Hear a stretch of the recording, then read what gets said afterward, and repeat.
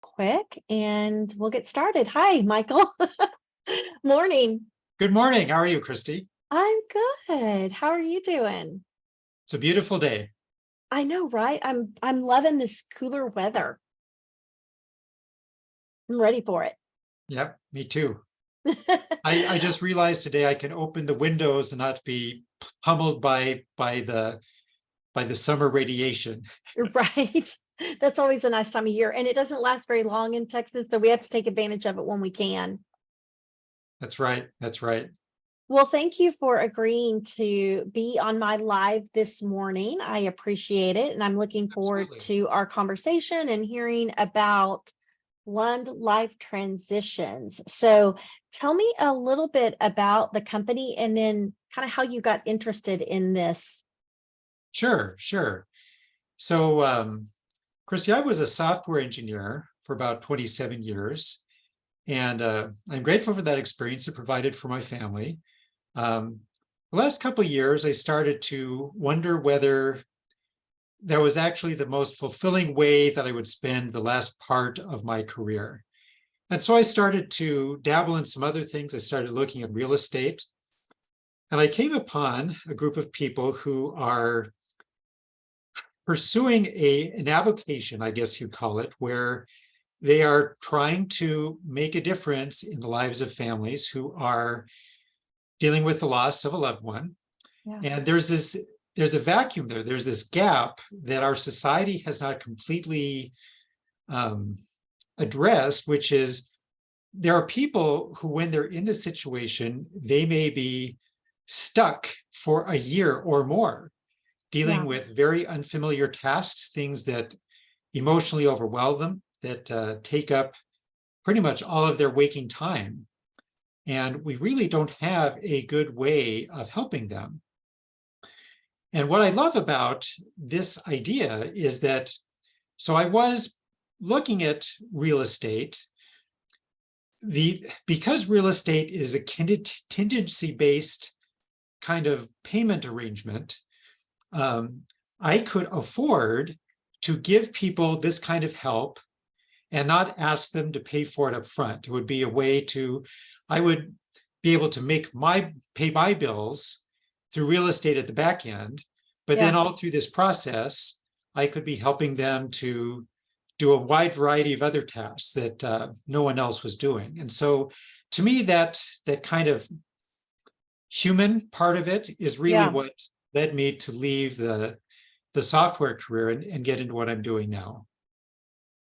That's an interesting background, actually. So, and an interesting transition. And I know people who come into the real estate world come from all various aspects of other careers. But I love the twist that you've kind of given to what you're doing. So tell me, when you say help and assistance, what type of assistance do you provide to families Sure. who are going through that tough period?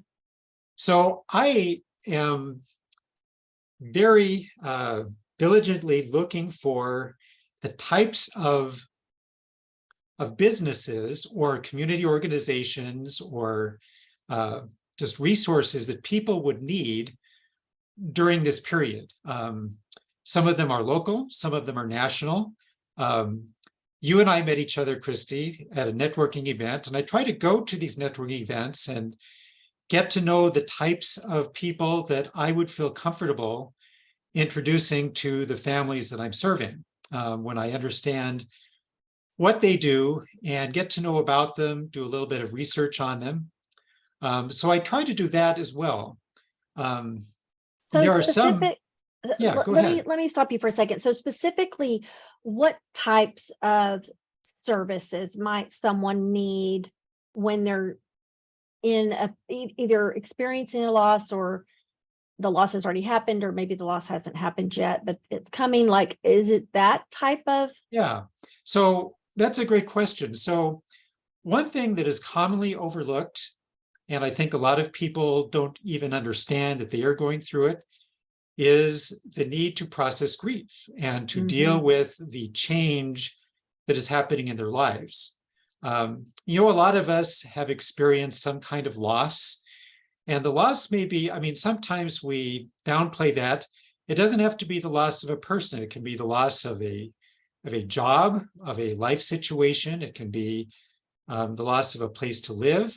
There are many different kinds of losses that a family might be going through. So there are many organizations that help people with this kind of emotional work. There are professionals who do this as well. And there are different kinds of professionals. It's not all just about psychologists and professional counselors. There are coaches who do this. There are groups that do not charge anything. So that's one component of it. And I have actually had the opportunity to make these recommendations to folks. Beyond that, there's obviously the business part of it. So probate is a very worldly, very, how do I say this? It's the business part of losing a loved one. And it's the part of that that we're least equipped to deal with when it's thrust upon us. And so there are many different kinds of things that people will need. So 75% of estates deal with real estate. And so I can help with that either as an agent, or if it's a certain situation where they really just need the house to go away, it's falling apart, it can't be insured. Well, they need an investor in that case. They don't need an agent. So I can help with that. There are estate sale companies, right? And there are many different types of estate sale companies. I have talked to people who deal with estate sale companies, and they are very passionate about saying that not all of them are created equally. And I believe that to be true. I have my own bad situation with that. Yeah. So to know, like, if you're just going to Google or like making phone calls and trying to throw darts at the wall, it might not be a good experience in the end. I mean, what do you even look for when you're looking for an estate sale company? You know, there was a situation, and I try to maintain the privacy of the people I work with, of course, but there's a situation where someone called up and a family member who passed away had a very valuable art collection in the house. The kind of art collection that is like on a level with the value of the house, more valuable than the house itself. That's not something you just throw out at a garage sale or put in an estate sale. She actually needed professional brokers to help her locate the correct avenue for each of these pieces of art, right? Like some buyers look for this kind of art, some look for this kind of art. Right. It's very different. You know, one individual who contacted me was dealing with a mobile home. And this was a very difficult, emotionally difficult situation for this person. I went out and looked at the home and determined it was not actually real estate. So it's not the sort of thing that I am actually licensed to deal with, but there are people who are. And so I helped this person who came to me to find people who are licensed to deal in mobile homes. I helped this individual find the official records of the title in this home. You know, one situation that's kind of ongoing now, and again, this is very personal, but one individual was having a difficult time communicating with the attorney, okay? Like the attorney had been paid up front to do some things, and despite this person's frantic efforts to find out what's going on, and a time window was closing, the attorney remained non-communicative, okay? I was able to go out and find this attorney did, in fact, earlier this year, did actually file probate, right? And here is the information. And so at least that assuaged some of the panic that was going on.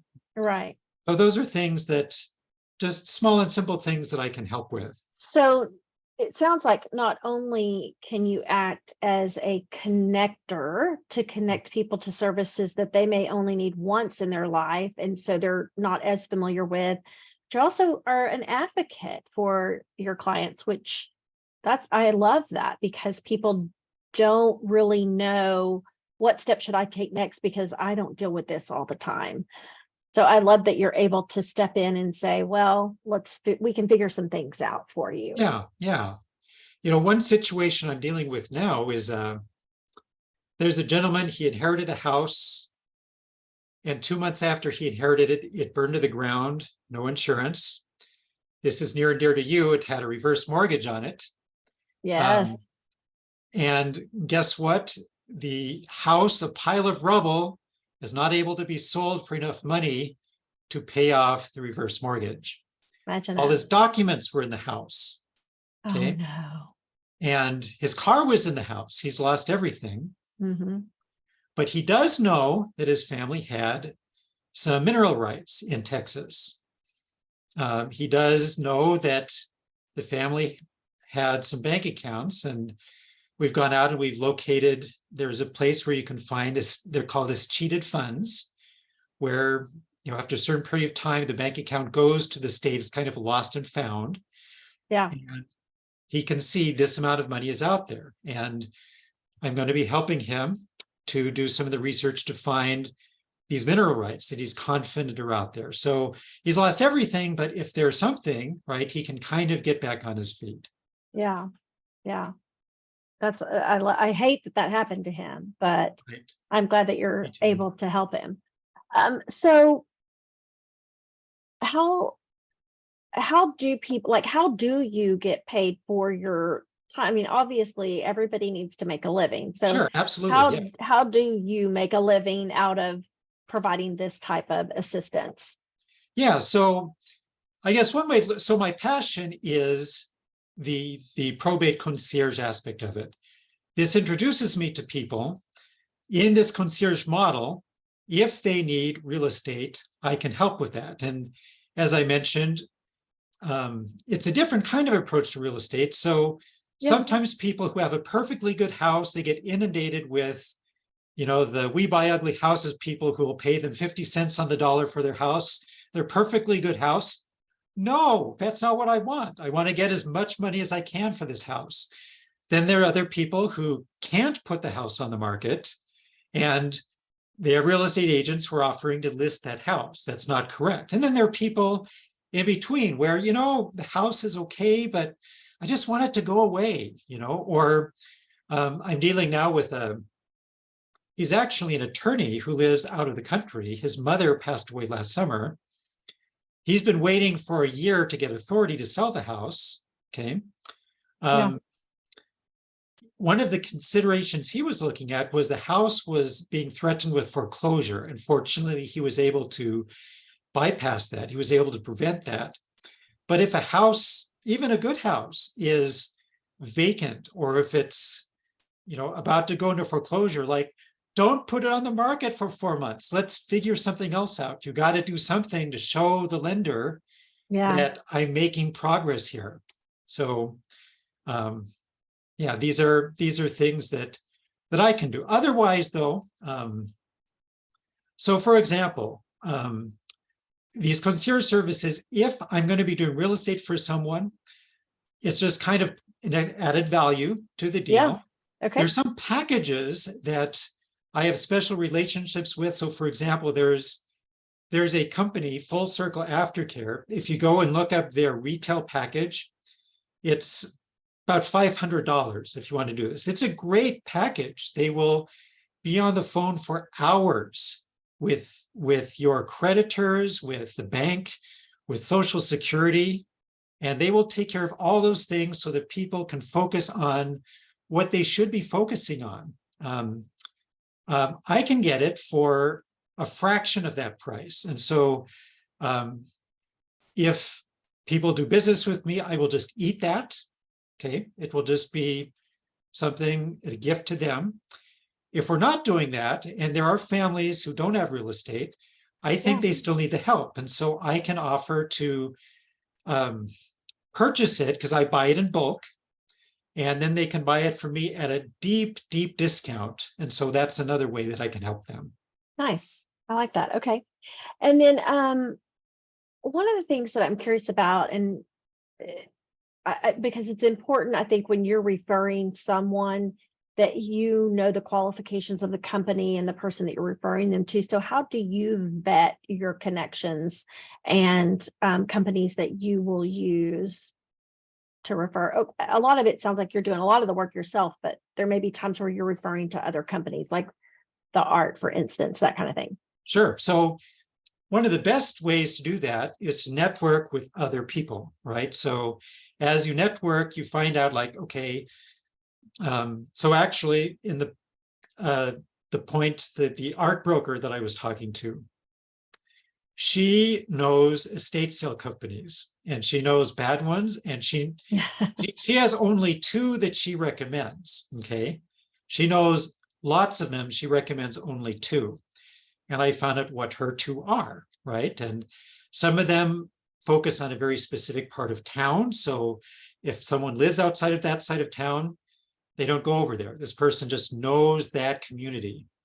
I will also, there are different kinds of rating services for certain professions. So for example, when you go, if someone recently contacted me looking for some help finding an attorney, okay? And so I have networked with attorneys. There are different ways of evaluating attorneys. So you can go, first of all, first thing I do is see if there are any disciplinary actions against an attorney. Okay, not everyone knows how to do that.